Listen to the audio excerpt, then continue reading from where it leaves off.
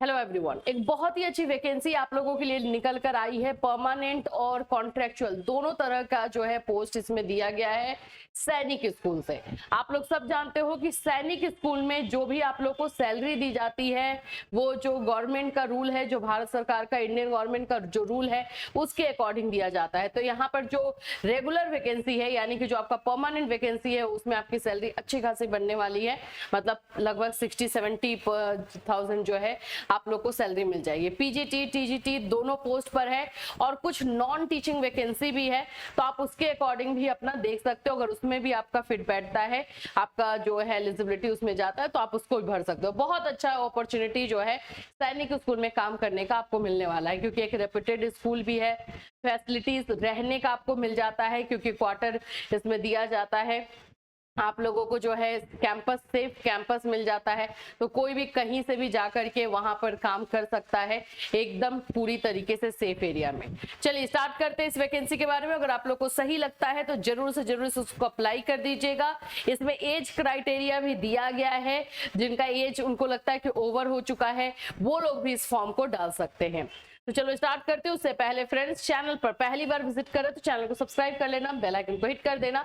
यहाँ पर आप लोगों को जो है कॉन्ट्रेक्चुअल, आप लोग को परमानेंट वैकेंसीज के बारे में इंफॉर्मेशन दी जाती है। साथ ही साथ में बहुत सारी योजनाएं जो आती रहती हैं उसके बारे में भी इंफॉर्मेशन इस चैनल के थ्रू आपको दिया जाता है, तो चैनल को आप सब्सक्राइब करके रख सकते हो। चलिए सबसे पहले तो ये वैकेंसी कहाँ से है साइट पे लेके चलती हूँ मैं, क्योंकि इसमें रेगुलर परमानेंट दोनों तरह की वैकेंसी है। ये है आप लोग का साइट सैनिक स्कूल गोलपारा, ये आसाम में है। रुक जाओ, मैं इसको एक बार इसका होम पेज आपको दिखा देती हूँ। देखिए सैनिक स्कूल गोलपारा से जो है ये वैकेंसी निकली हुई है और ये आप लोग जो है पूरा यहाँ पे जा करके देख सकते हो। स्कूल का वेबसाइट है, ये पूरा अच्छे तरीके से चेक कर सकते हो। स्कूल बहुत बहुत अच्छा है, ठीक है, और सैनिक स्कूल का है तो सैलरी भी आपको अच्छी मिलेगी। यहीं पर आप लोग जब आओगे तो नीचे में आप देखोगे तो यहाँ पर वैकेंसी के बारे में आप लोग को डिटेल यहाँ पे जा रहा है, इसी में से आपको क्लिक कर लेना है। जैसे ये वॉक इन इंटरव्यू था, यहाँ पे आ जाओ, इंफॉर्मेशन बुलेटिन ये है आप लोगों का, अभी आपको आएगा, वहां पे आपको क्लिक कर देना है। वैसे मैं एक और जगह है वहां से भी दिखा देती हूँ, चलो यहीं से देख लेते हैं। यहाँ पर जब आप लोग आते हो तो यहाँ पे वैकेंसी सेक्शन है। वैकेंसी पे जब आप क्लिक करोगे तो आप लोगों का जो है ये ओपन हो जाएगा। यहाँ पर देखो academic administrative vacancy regular and contractual, इस पर क्लिक करोगे पीडीएफ ओपन हो जाएगा। ठीक है, पीडीएफ मैंने ओपन किया हुआ है, मैं वही दिखाती हूँ आपको। यही है पीडीएफ। इसमें कौन कौन से पोस्ट पर वैकेंसी है पहले ये देख लेते हैं। डेट अगर मैं बता दूं तो भाई डेट है अभी इसमें फॉर्म भरने का, लेकिन ये क्योंकि आप लोगों का बाय पोस्ट भेजना है, तो अगर आपको भरना है ये फॉर्म तो थोड़ा जल्दी करना, टाइम ज्यादा इसमें मत लगाना, क्योंकि बाय पोस्ट है, ऑनलाइन रहता है तो कभी भी चला जाता है। देखो इसमें आप देखोगे कि पीजीटी कंप्यूटर साइंस ये रेगुलर है।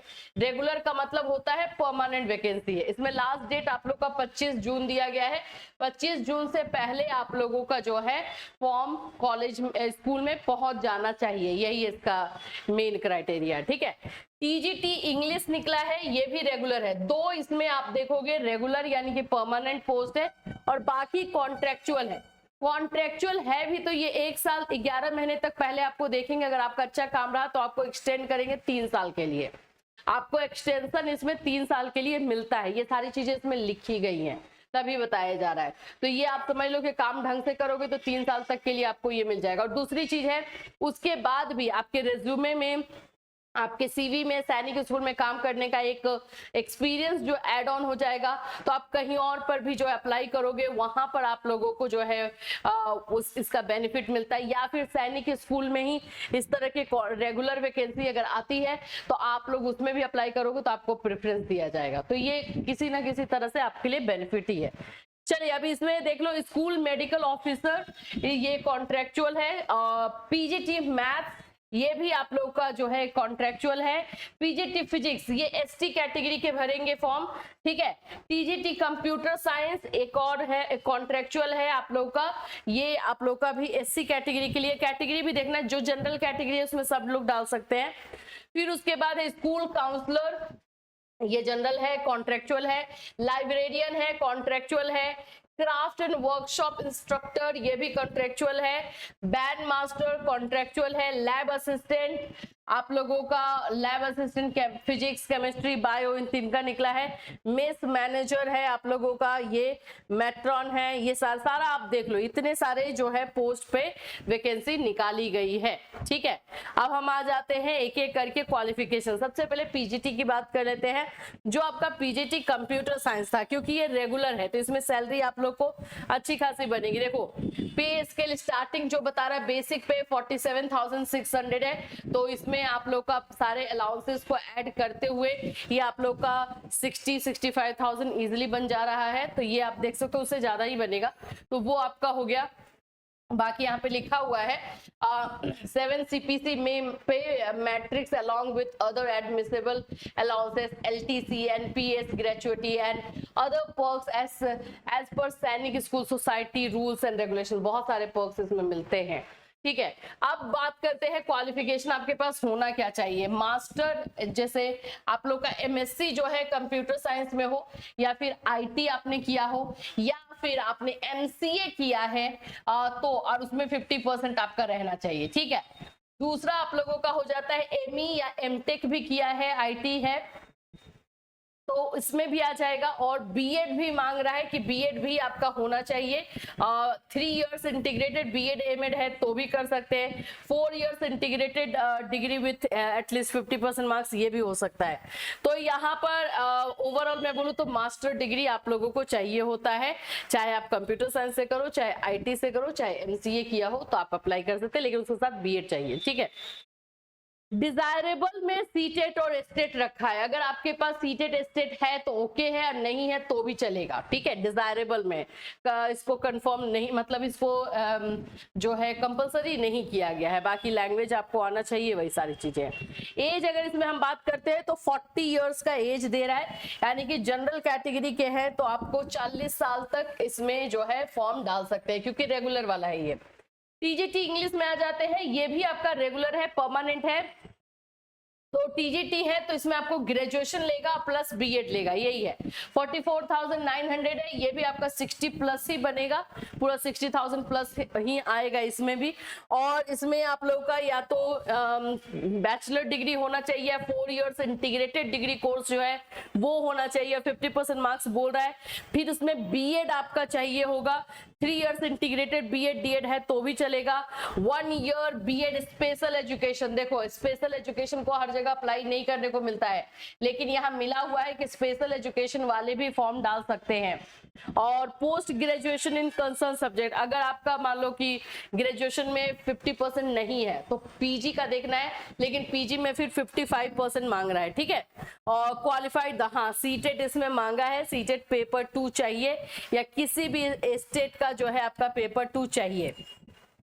Qualified in the CTET central teacher eligibility test conducted by central government. ठीक है, training to be undergone a person with BEd special education जो है उनके लिए है। तो ये सारे जो है टीजीटी के लिए है। टीजीटी में 35 साल जो है जनरल कैटेगरी के लिए रखा गया है। ये रेगुलर के लिए मैंने बताया, 2 पोस्ट जो है परमानेंट था उसके लिए। अब आते हैं कॉन्ट्रेक्चुअल में। कॉन्ट्रेक्चुअल में थोड़ा सा अलग चेंजेस हो जाता है। जैसे स्कूल मेडिकल ऑफिसर है तो यहाँ पे एमबीबीएस डिग्री चाहिए होगा, ये तो आप देख ही लो। 80,000 वहां पे आपको बताया रहा है, क्योंकि कॉन्ट्रेक्चुअल है तो इसमें कोई भी पर्क्स आपका ऐड नहीं होता है ना, इसलिए। हाँ, लेकिन रहने को मिलता है आप लोगों को, फ्लैट जो भी वहां पे क्वार्टर होता है वो जरूर मिलता है। पीजीटी मैथ्स में आ जाते हैं तो ऑफ कोर्स इसमें आपको पोस्ट ग्रेजुएशन चाहिए होगा, मास्टर डिग्री प्लस बीएड इसमें जो है लेगा। इसमें सैलरी 57,120 रुपीज जो है आएगा। और देखो लिखा है school will provide accommodation and food in the cadets mess as applicable. तो यहाँ पे ये भी बोला है कि आपको जो है एकोमोडेशन भी दिया जाएगा और खाना भी दिया जाएगा। तो ये 57,120 आपका पूरी की तरीके से आपके जेब में। ठीक है, और बीएड यहाँ पर आपको लिया जा रहा है। सीटेट एस्टेट अगर है तो ओके है, नहीं है तो कोई दिक्कत नहीं। पीजीटी में सीटेट एस्टेट होता नहीं है। हाँ, यहाँ पर मैं बता रही हूँ कि जिन भी लोगों का एज ज्यादा हो गया है वो कॉन्ट्रेक्चुअल जो भी वैकेंसी है, कॉन्ट्रैक्ट वाली जो भी वैकेंसी है उसमें 50 इयर्स तक का दिया गया है, यानी कि 50 साल तक के लोग अप्लाई कर सकते हैं। नेक्स्ट आ जाते हैं पीजीटी फिजिक्स में। इसमें भी आपका जो है मास्टर डिग्री प्लस बीएड चाहिए होगा सिंपल, और इसमें भी आपको जो है एकोमोडेशन एंड फूड मिलेगा। सैलरी सेम है 57,120, और इसमें भी आप लोग का वही है कि बीएड में 50% ये सब होना चाहिए। इसमें भी 50 साल तक के लोग, जितने भी कॉन्ट्रेक्चुअल इसमें वैकेंसी है सब में 50 साल तक के लोग फॉर्म डाल सकते हैं। टीजीटी कंप्यूटर साइंस आ जाए तो कंप्यूटर साइंस में बीएड ग्रेजुएशन चाहिए होगा, या फिर आपने बीसीए किया हुआ हो, bachelor degree in computer application आपका हो, या आईटी किया हो, वो आपका हो जाएगा। और बीएड इसमें मांगेगा, देख लेते हो बीएड है कि नहीं। Bachelor degree in computer application, ठीक है, ग्रेजुएशन कंप्यूटर साइंस, फिर बीटेक है science information technology, qualified in the central teachers मांगा है, और बीएड भी मांगा। बीएड में 50% मांग रहा है। इसमें सैलरी है 53,880, और यहां भी एकोमोडेशन और फूड आपको दिया जा रहा है, ठीक है। स्कूल काउंसलर में आ जाते हैं तो साइकोलॉजी से आपका ग्रेजुएशन या पोस्ट ग्रेजुएशन होना चाहिए स्कूल काउंसलर में, वही आपका चाहिए होगा। बाकी इसमें सीटेट और ये सब नहीं चाहिए होता है, बस आप लोगों का जो भाई साइकोलॉजी में ग्रेजुएशन या पोस्ट ग्रेजुएशन होना चाहिए। और इसकी सैलरी है 53,880। इसमें भी एकोमोडेशन और फूड आपका दिया गया है। इसमें जो है ना, जो काउंसलर वाला है, इसमें आपका बीएड मस्ट नहीं है। अगर नहीं है बीएड तो भी इसमें अप्लाई कर सकते हो। मतलब कहने का, अगर आपने साइकोलॉजी से बीएड या ग्रेजुएशन या मास्टर किया है तो आप यहाँ पे अप्लाई कर सकते हैं विदाउट बीएड भी, ये है। इसमें 50 इयर्स दिया गया है। लाइब्रेरियन का देख लो तो इसमें आपको बीलीव चाहिए होगा, bachelor degree in library science चाहिए है, और आप लोगों का जो है या फिर bachelor degree in library information science जो भी बोला जाता है। और फिर इसमें जो है आप लोगों का जो है 53,880 है सैलरी है, और इसमें भी एकोमोडेशन और आप लोग को फूड दिया जा रहा है, ठीक है। यही सारी चीजें हैं, वर्क एंड क्राफ्ट, ये बाकी सारा आप देख लेना। अब अप्लाई कैसे करना है उस पर बात कर लेते हैं। जैसे मैंने बताया कि ये जो कॉन्ट्रेक्चुअल वैकेंसी है वो आप लोग का पहले 11 मंथ्स के लिए रहेगा। अगर आपका अच्छा परफॉर्मेंस रहा तो उसको एक्सटेंड करके 3 इयर्स कर दिया जाएगा। तो ये यहाँ पर आप लोग देख सकते हो, ड्यूरेशन ऑफ कॉन्ट्रैक्ट पीरियड का दे दिया गया है। इसमें सिलेक्शन प्रोसीड्यूर क्या है भाई, तो सिलेक्शन प्रोसीड्यूर में रिटन टेस्ट होगा, डेमो क्लास होगा और इंटरव्यू होगा। रिटन टेस्ट देखो, जिसमें अगर जिस पोस्ट के लिए ज्यादा स्टूडेंट आ जाते हैं तो ही लेते हैं ये लोग, अदरवाइज डेमो क्लास और इंटरव्यू करके कर देते हैं। तो अगर वहां पे ऐसा रहा तो कॉन्ट्रेक्चुअल के लिए स्पेशली बता रही हूँ। Only shortlisted applicants will be called for selection. अब जिनका जो शॉर्टलिस्ट होंगे, रेज्यूमे जिनका शॉर्टलिस्ट होगा, उन्हीं लोग को आगे के लिए बुलाया भी जाएगा इंटरव्यू के लिए, ठीक है। डेट ऑफ इंटरव्यू आपके मेल के थ्रू आपको जो है इंफॉर्मेशन दी जाएगी। अब अप्लाई कैसे करना है, तो अप्लाई के लिए एक फॉर्म दिया गया है, इसमें मैं फॉर्म दिखा देती हूँ। ये है फॉर्म, इसका प्रिंट आउट आप लोग निकालोगे, ठीक है। इस फॉर्म को आप लोग पूरा भरोगे, इसमें अपने सारे डॉक्यूमेंट्स लगाओगे। जो भी देख लो, ये फॉर्म पूरा देख लेना, कोई ज्यादा ये वाला फॉर्म नहीं है, जो इन्फॉर्मेशन रहता है वैसा ही है। इसमें आपको अपने सारे डॉक्यूमेंट्स लगाना है, जैसे 10th 12th ग्रेजुएशन, आपका बीएड, सीटेट है तो सीटेट लगा दोगे, और मास्टर है मास्टर लगा दोगे। ये सारा जो है क्वालिफिकेशन, अगर एक्सपीरियंस कहीं काम किया है तो भी लगा ही देना, ठीक है। नहीं किया तो कोई दिक्कत नहीं है, तो वो सारा आपको डॉक्यूमेंट्स उसमें लगा देना है। और आप लोगों को जो है इसमें रिज्यूमे और ईमेल सही से लिखना, क्योंकि वहीं से आपको कांटेक्ट किया जाएगा। और डिमांड ड्राफ्ट बनाना है 300 का। जनरल कैटेगरी है 300 का डिमांड ड्राफ्ट डीडी बनाना होगा। और अगर आप लोग जो है 200 SC ST OBC है तो 200 का लगेगा, नॉन रिफंडेबल है। किसके फेवर में बनाना है, तो प्रिंसिपल सैनिक स्कूल गोलपारा के नाम से जो है ये आपका डिमांड ड्राफ्ट डीडी बनेगा। और जो डिमांड ड्राफ्ट आप बनाओगे उसके बैक साइड में आप अपना नाम लिख दोगे, वो जरूरी होता है, मिसप्लेस ना हो। Payable at State Bank of India, Mornai, code number ये दिया हुआ है। On top of envelope please write application for the post.